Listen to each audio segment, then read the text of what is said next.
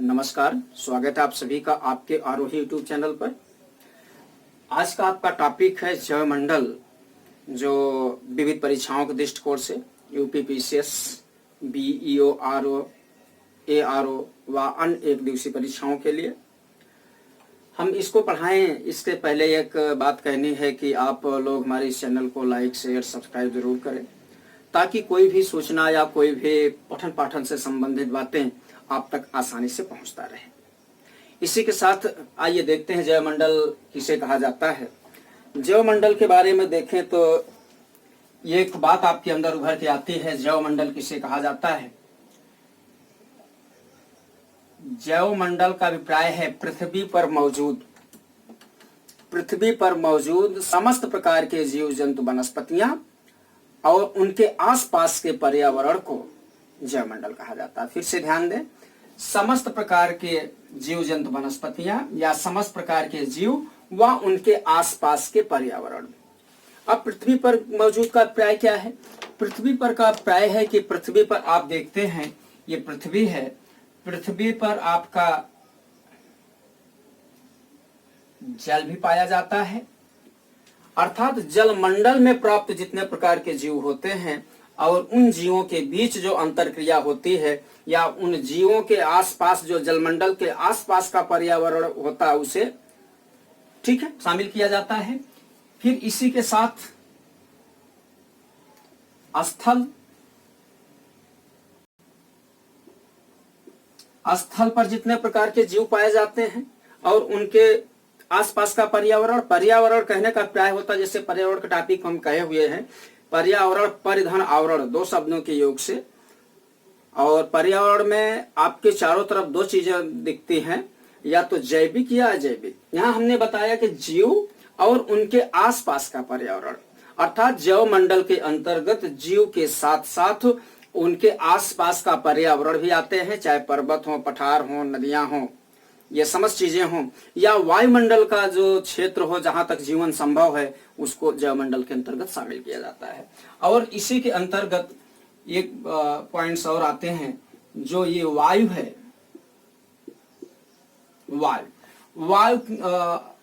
वायु के संगठन स्तर, वायु के संस्तरण में कितनी ऊंचाई तक जीव पाया जाता है, जहां तक जीव पाए जाते हैं उसको जैवमंडल कहते हैं। जैवमंडल के और सरलतम शब्दों में समझे जैवमंडल को, जीव धन आसपास का पर्यावरण।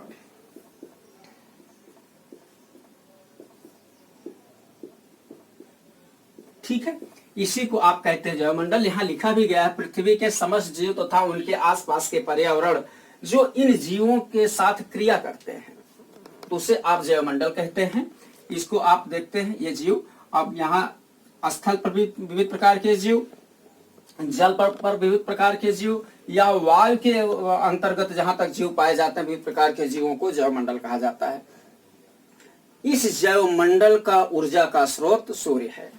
अब फिर यहीं से प्रश्न बनता है, इस जैवमंडल का ऊर्जा का स्रोत क्या है?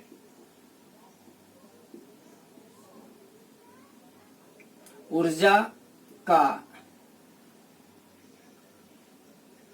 स्रोत, ऊर्जा का स्रोत क्या है? सूर्य है। अति महत्वपूर्ण है। समस्त पृथ्वी पर या जितने प्रकार के जीव जंतु वनस्पतियां पाई जाती हैं वो सब सूर्य के प्रकाश से प्रकाशित होती हैं, या सूर्य ऊर्जा का मुख्य स्रोत होता है। अब प्रश्न उठता है कि सूर्य की ऊर्जा कहां तक पहुंचती है? जल के अंदर कितने नीचे तक, यह प्रश्न बहुत पूछा जाता है। जल के अंदर कितने नीचे तक, या वायुमंडल में कितनी ऊंचाई तक सूर्य का प्रकाश प्रभावी होता है या आदर्श प्रकाश माना जाता है। इसको ऐसे कहें कि ये पृथ्वी है या समुद्र तल है, समुद्र तल से मापा जाता है। समुद्र तल से सूर्य का प्रकाश नीचे पानी के अंदर, जल के अंदर 200 मीटर तथा ऊपर समुद्र तल से ऊपर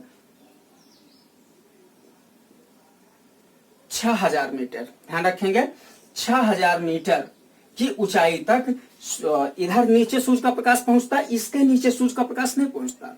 अगर इसके नीचे सूर्य का प्रकाश नहीं पहुंचता तो जहां सूर्य का प्रकाश नहीं पहुंचेगा वहां जीवन संभव नहीं होगा, अर्थात वहां जल मंडल की संरचना नहीं हो पाएगी। फिर देखा जाए ऊपर, वैसे तो सूर्य यहां से भी होके आ रहा है किरणें, लेकिन यहां से यहां तक की जो किरणों की सूर्य की ऊर्जा का मात्रा है ये आदर्श माना जाता है। ठीक है, जीवन के अनुकूल माना जाता है, अर्थात जीवन संभव है समुद्र के सतह से 6000 मीटर की ऊंचाई तक और समुद्र की सतह से 200 मीटर गहराई तक जीवन संभव है, और यही सौरमंडल की संरचना है। अब प्रश्न उठता है, जो यह जैवमंडल शब्द है, जैवमंडल शब्द को सबसे पहले किसने दिया है या किसने बोला है? एक प्रश्न ऐसे आता है, जैवमंडल हो, जैव रिजर्व हो, पारिस्थितिकी हो, पर्यावरण हो, इन शब्दों का सबसे पहले बार प्रयोग किसने किया है? विविध परीक्षाओं में पूछे जाते हैं। तो ये एक रूसी वैज्ञानिक है, ध्यान रखिएगा, रूसी वैज्ञानिक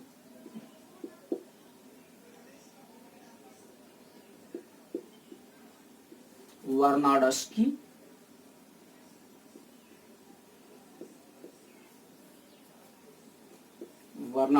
ने 1919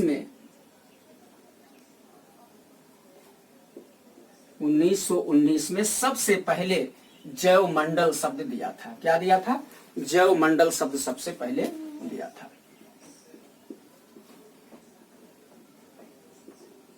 जैव विविधता नहीं, जैव विविधता कुछ और है। जैव विविधता, जब जैव विविधता टॉपिक पढ़ाएंगे तो हम उसके संबंध में चर्चा करेंगे। यहां से प्रश्न क्या पूछेगा? यहां से प्रश्न पूछा जाएगा कि निम्नलिखित में से कौन सा जैवमंडल के घटक नहीं है। उसमें क्या दे देगा? समस्त प्रकार के जीव दे देंगे, वनस्पतियां दे देंगे, और पर्यावरणीय अन्य घटकों को विविध स्वरूप में दे देंगे, और वहां से कूट बनाने के लिए कहेंगे या कूट बना होगा।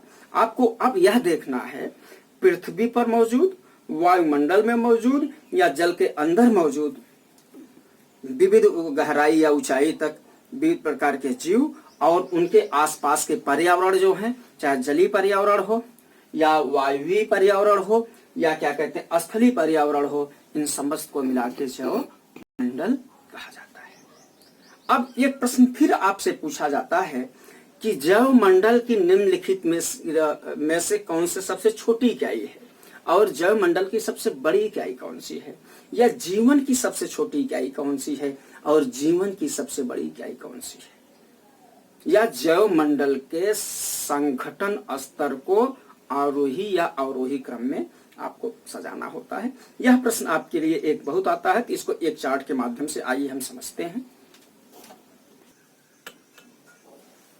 तो आप जैवमंडल के संगठन स्तर को आप इस प्रकार से समझ सकते हैं, सबसे छोटी से लेके सबसे बड़ी इकाई तक, या आप ऐसे कह सकते हैं कि अवरोही क्रम में आप छोटी से बड़ी की तरफ बढ़े। ठीक, आपने जैवमंडल देखा, तो जैवमंडल की सबसे छोटी इकाई क्या है? अणु है।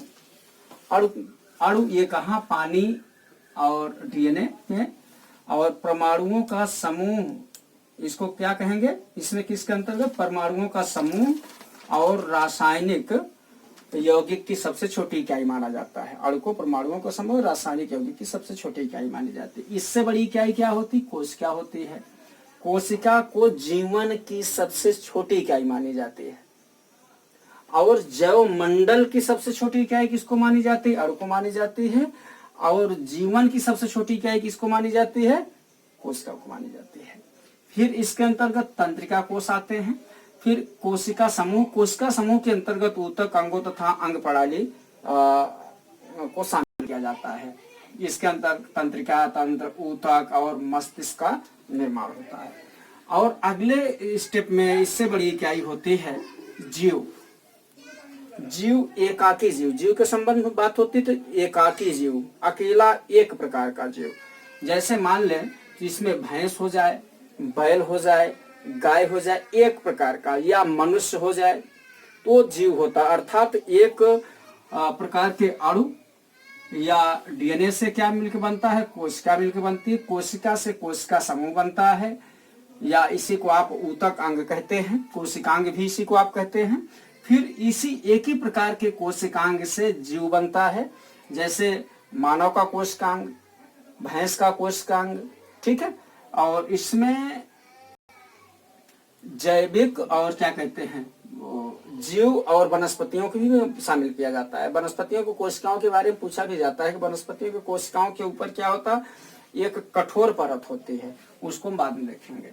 तो एक प्रकार के जीव जिसमें भैंस को शामिल कर लेते हैं, और इसी प्रकार के भैंसों के समूह का, जैसे मानव की क्या होती है, जनसंख्या होती है, तो विविध प्रकार के पूरे भारत या पूरे विश्व के मनुष्य को मिला के भारत की जनसंख्या की गणना की जाती है। किसकी की जाती है, मानव गणना की जाती है। वहां जाति धर्म की बात नहीं, तो केवल मनुष्यों की बात होती है। उसी प्रकार के एक ही प्रकार के जीवों की बहुत सी संख्या को जनसंख्या कहा जाता है। यहाँ मान भी लेते हैं कि भैंसों की अगर गणना की जाती है, भैंसों के समूह की गणना की जाती है, तो उसे क्या कहेंगे, जनसंख्या कहेंगे। मनुष्य के समूह की गणना की जाएगी तो उसको भी दूसरे स्वरूप में देखेंगे। फिर समुदाय का अभिप्राय, इससे बड़ी क्या होती है, समुदाय होती है। समुदाय का अभिप्राय होता है कि निश्चित क्षेत्र में रहने वाली जनसंख्या समूह, एक कोई निश्चित इकाई हो और वहां रहने वाली जनसंख्या समूह अर्थात विविध प्रकार के जनसंख्याओं जीवों का समूह हो, जिसमें आप देखेंगे इसमें सांप भी है, बाज भी है, कुत्ता भी है, घास भी है। तो कहाँ है, एक निश्चित क्षेत्र में विविध प्रकार के जीवों का समूह, ध्यान रखने की जरूरत है। और इसके साथ साथ यहाँ आप देखे होंगे तो यहाँ जैविक घटक आपको दिख रहा है। जब हम पर्यावरण की बात किए थे तो उसमें जैविक घटक की बात हम किए हुए थे, ठीक है। फिर इसके बाद जिसमें समानता हो, जैसे ठीक है, इससे बड़ी क्या होता है, पारिस्थितिकी तंत्र होता है। पारिस्थितिकी तंत्र का अभिप्राय होता है समुदाय और उसके पास आसपास के निर्जीव घटक। समुदाय में आपने क्या देखा, जैसे समुदाय में विविध प्रकार के जीवों को देखा, और निर्जीव घटक के अंतर्गत आप देखें हवा देख रहे हैं, चट्टान देख रहे हैं, मैदान देख रहे हैं, इनको मिला के पारिस्थितिकी तंत्र कहा जाता है, ठीक है। फिर देखा जाए तो इससे बड़ी क्या है, जैवमंडल है। अर्थात जैवमंडल की सबसे बड़ी क्या है, जैवमंडल तो होती है, सबसे छोटी क्या है आपने उधर देखा। तो जैवमंडल के अंतर्गत जो विविध प्रकार के जीव जो वायु में रहते हैं, जल में रहते हैं, स्थल पर रहते हैं, और उनके आसपास के पर्यावरणीय क्षेत्र जहां वो फंक्शन करते हैं, क्रिया करते हैं, उसे जैवमंडल कहा जाता है। इस प्रकार से यहाँ से प्रश्न कैसे बनेंगे, फिर से देख लें। जैवमंडल की सबसे छोटी इकाई अणु, जैवमंडल की जीवन की सबसे छोटी इकाई, ठीक है, कोशिका। फिर इस प्रकार से देखेंगे। अब इसके अंतर्गत पूछा कैसे प्रश्न जाएगा, आरोही क्रम में मिलाने के लिए, अवरोही क्रम में मिलाने के लिए, या ऐसे भी पूछा जा सकता है कि पर्यावरण पारिस्थितिकी तंत्र के अंतर्गत समुदाय से अभिप्राय क्या है, या समुदाय के अंतर्गत क्या क्या शामिल किया जाता है या क्या शामिल नहीं किया जाता है। प्रश्न कैसे बनेंगे, तो उसमें दे देगा सांप दे देगा, बाज कुत्ता दे देगा, या घास दे देगा, और आपसे कह दे मैदान और चट्टान भी दे दे। मैदान और चट्टान को इसके अंतर्गत आपने नहीं शामिल किया है, इसके अंतर्गत जैविक घटक को केवल शामिल किया, पर्यावरण के जैविक घटक को शामिल किया गया है। और पारिस्थितिकी तंत्र के अंतर्गत जैविक अजैविक दोनों घटकों को शामिल करते हैं। जैविक अजैविक घटकों को शामिल करने के साथ साथ एक घटक आपको भौतिक घटक भी दिख रहा है, चट्टान दिख रहा, मैदान दिख रहा है। आगे हम पढ़ाएंगे तो वहां तापमान भी दिखेगा, वायुदाब दिखेगा, इस प्रकार की बहुत सारी चीजें दिखती हैं। तो आप ये टॉपिक आपके लिए अति महत्वपूर्ण है, इसको आप देखें और समझने की कोशिश करें। इस यूनिट से निश्चित ही प्रश्न आते हैं। आप हमारे इस चैनल को लाइक करें, शेयर करें, सब्सक्राइब करें। नमस्कार, धन्यवाद।